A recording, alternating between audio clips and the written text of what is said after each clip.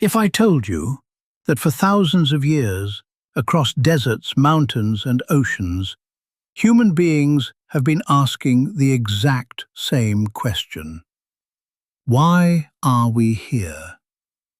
Would you believe me? Come, sit down for a moment. Let an old man tell you a story.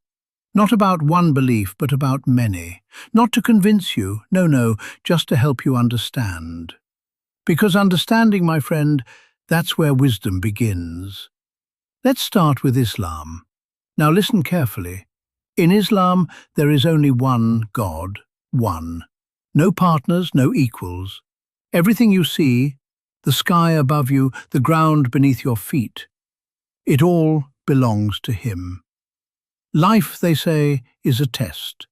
Not an easy one either. You're watched by your actions, how you treat people, how honest you are, how patient you remain when life gets heavy. They pray 5 times a day, not because they have to, but to remember, to pause, to reconnect. And there's something beautiful about that, don't you think? Now, let's walk a little further and talk about Christianity. Here too, there is one God, but there's a strong focus on love and forgiveness. They believe in Jesus, not just as a figure, but as a guide. Someone who taught people to love even their enemies. Now that's not easy, is it? Love your neighbor, they say. Simple words, but a lifetime of effort behind them. Forgiveness, compassion, sacrifice. These are the pillars that hold it all together. Now listen, because this one is ancient. Judaism. This is one of the oldest belief systems still alive today. It's deeply connected to history, to a people, to a story that stretches back thousands of years. They believe in one God, but also in a kind of agreement, a covenant, you might say, between God and His people. Loyalty matters here, tradition matters, following the rules, not out of fear, but out of respect.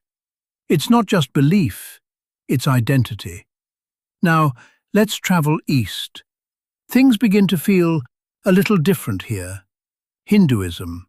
This one, it's not so easy to explain in a few words. It's not just a religion, it's more like a way of life. There are many gods, yes, but also a deeper idea that everything is connected. Everything is part of a greater whole. And here's something that will make you think. They believe the soul never dies. Instead, it's reborn, again and again, in different forms. So what you do today, your actions, your choices, they shape your next life. You see, responsibility, it never really leaves you. Now, let's sit quietly for a moment, because this next one speaks of silence. Buddhism. Here the focus is not on a god, but on the mind, on suffering. They say life includes suffering, that's unavoidable. But suffering has a cause, and if you understand that cause, you can free yourself from it. Desire, attachment, these are the roots of pain. So what do they teach? Let go, not of life, but of the things that chain you to it. And if you truly understand, truly let go, you reach something called nirvana, a state of peace so deep, no words can really describe it. And finally, Sikhism, a younger faith compared to the others, but powerful in its message.